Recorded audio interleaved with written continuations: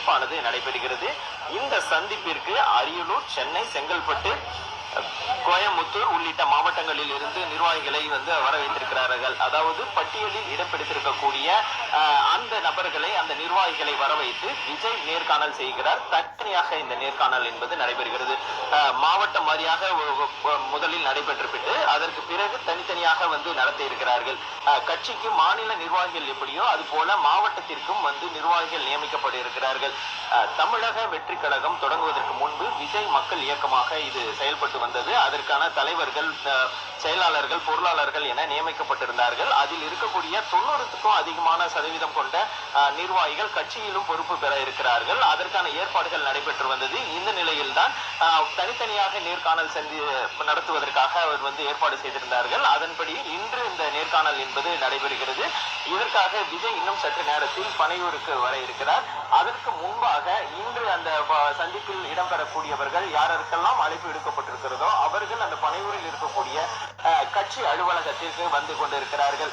மாவட்ட பொறுப்புகள் பார்த்தீர்கள் என்றால் மாவட்ட செயலாளர்கள் மக்கள் இயக்கமாக இருக்கும் போது மாவட்ட தலைவராக இருந்தது. ஆனால் கட்சி தொடங்கிய பிறகு அது கட்சிக்கு ஏற்ற வகையில் செயலாளர்களாக மாற்றப்படுகிறது. அதன்படி மாவட்ட செயலாளர்கள் ஒரு பொறுப்பும் துணை செயலாளர் நேர்காணல் நடைபெற இருக்கிறது. குறிப்பிட்ட சில மாவட்டங்களை அழைத்திருக்கிறார்கள். குறிப்பாக பார்த்தீர்கள் என்றால் அரியலூர், சென்னை, செங்கல்பட்டு, காஞ்சிபுரம், தர்மபுரி, கோவை உள்ளிட்ட மாவட்டங்களில் இருந்து நிர்வாகிகள் வந்திருக்கிறார்கள். மாவட்ட பதவி 15ஆக பிரிக்கப்பட்டு நகரம் தமிழகத்தை ஆண்டு கொண்டிருக்கிற இருபெரும் திராவிட கட்சிகளான திமுக, அதிமுகவுக்கு டஃப் கொடுக்கும் வகையில் மாவட்ட செயலாளர்கள் நியமனம், உட்கட்டமைப்பை வலிமையாக அமைக்க திட்டமிட்டுள்ளார் விஜய்.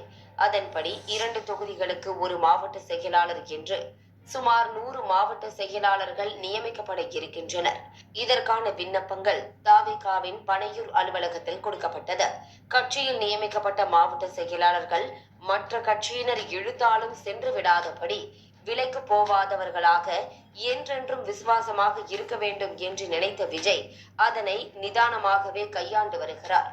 பூத் கமிட்டி தொடங்கி மாவட்ட செயலாளர் வரை கட்சியின் கட்டமைப்பு வலிமையாக இருக்க வேண்டும் என்று திட்டமிட்டுள்ளாராம். அதன்படி விஜயின் அறிவுறுத்தலின் பேரில் தொகுதி வாரியாக மாவட்ட நிர்வாகிகளை சந்தித்து ஆலோசனை நடத்தி வருகிறார் பொதுச் செயலாளர் ஆனந்த்.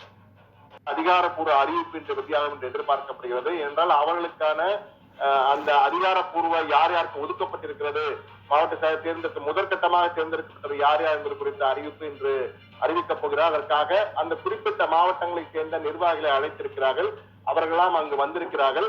அந்த காட்சிகளை தான் தற்போது நாம் பார்த்துக் கொண்டிருக்கிறோம். குறிப்பாக ஒரு சட்டமன்ற தொகுதிக்கு 2 மாவட்ட செயலாளர்கள் என்ற அடிப்படையிலே 117 மாவட்ட செயலாளர்களை நியமிக்கப் போகிறார் விஜய் என்ற தகவலும் தற்போது பரவி வருகிறது. ஆனால் விஜய் கட்சியை பொறுத்தமட்டிலே விஜயும் புஷி ஆனந்தன் தான் எந்த தகவலும் அறிவிக்கிறார்கள். எனவே இந்த தகவல் உண்மையா இல்லையா என்பதை அவர்கள் கடைசி வரை சொல்லவே மாட்டேன் என்ற போதுதான் இருக்கிறார்கள் என்பதுதான் உண்மையாக யதார்த்தமாக இருக்கிறது.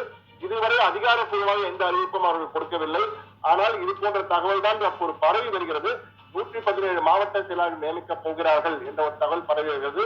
ஆனால் இந்த விஜய் கட்சியினர் தற்போது அங்கு சென்று கொண்டிருக்கிறார்கள். விஜய் அவர்களை சந்தித்த பிறகு அதிகாரப்பூர்வமாக அவர்களுடன் உரையாட போகிறார். எப்படி அடுத்த கட்டமாக என்னென்ன நகர்வுகளை செய்ய வேண்டும், ஒவ்வொரு மாவட்டத்திலும் என்னென்ன பிரச்சனைகள் இருக்கிறது, அந்த பிரச்சனையை, மக்கள் பிரச்சனையை எப்படி அடுத்த கட்டத்திற்கு எடுத்து செல்வது, அதற்கு தானே நேரில் வர வேண்டுமா அல்லது எந்த நிர்வாகிகளை வைத்து எப்படி அதை அடுத்த கட்டமாக நகர்த்துவது போன்ற பல்வேறு ஆலோசனைகள் நடைபெறுவதாக நமக்கு தகவல் கிடைத்திருக்கிறது.